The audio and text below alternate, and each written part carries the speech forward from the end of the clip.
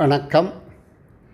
இந்த புலமை பரிசில் பரீட்சை கடந்த கால 2005ஆம் ஆண்டு நடைபெற்ற அரச பரீட்சையின் வினாத்தாள் 1இன் 29வது வினாவுக்கு விடை காணும் விளக்கம் வழங்குகின்றேன்.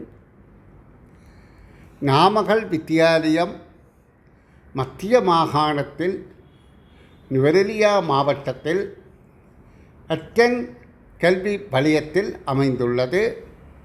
இவை கீழே உள்ளவாறு குறியீடுகளினால் காட்டப்படுகின்றன. வலயம் என்பது எண்கோண வடிவமாகவும், மாகாணம் சதுர வடிவம், மாவட்டம் வட்ட வடிவம், பாடசாலை முக்கோண வடிவம். பாடசாலையின் அமைவிடத்தை சரியாக காட்டும் வரிப்படத்தை தெரிவு செய்க. இவற்றை அடங்கல் என்று குறிப்பிடலாம். அதாவது ஒன்றுக்குள் ஒன்று அடங்குகின்றது. பாடசாலை என்பது இதனுள் அடங்குகின்றது என்றால் வலயத்தினுள் அடங்குகின்றது. இந்த வலயம் எதற்குள் அடங்குகின்றது என்றால் மாவட்டத்தினுள் அடங்குகிறது. மாவட்டம் மாகாணத்தினுள் அடங்குகிறது. அப்போ எங்களுக்கு தெரிய வேண்டும், மிக பெரியதாக இருப்பது மாகாணம். மாகாணத்திலே பல மாவட்டங்கள் இருக்கும். ஒவ்வொரு மாகாணத்துக்கு மாவட்டங்கள் ஒன்று அல்ல, ஒன்றுக்கு மேற்பட்டதாகத்தான் எல்லா மாகாணத்துக்கும் இருக்குது. இலங்கை 9 மாகாணங்களாக பிரிக்கப்பட்டிருக்குது. அதில் 5 மாவட்டங்களை கொண்டது யாழ்ப்பாணம்.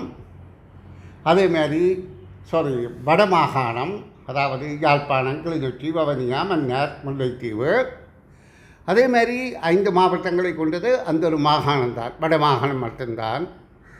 மற்றது கிழக்கு, தெற்கு, மேற்கு, மத்திய மாகாணங்கள் 3 மாவட்டங்களை கொண்டது. அவை இந்த வடமத்திய, வடமேற்கு, சப்ரகமோ, ஊவா போன்ற 4 மாகாணங்களும் 2 மாவட்டங்களை கொண்டது. அப்போ மாகாணத்துக்குள் மாவட்டம் அடங்கும். அப்போ நாங்கள் மாகாணத்தை இங்கே பார்க்கின்ற போது சதுர வடிவம். அப்போ சதுர வடிவத்தில் அடங்குவது 2வது 3வது விடையாக இருக்கின்றது. அப்போ 1வது விடை பொருத்தமல்ல.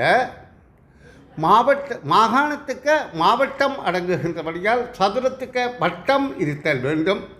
அது 3வது விடைதான் பொருந்துகிறது. அப்போ மாவட்டத்துக்கு வலயம் எண்கோண உரு அமைய வேண்டும்.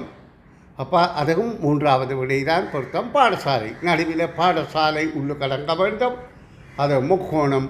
ஆகவே 3வது விடையே பொருத்தமானதாக இருக்கின்றது. நன்றி.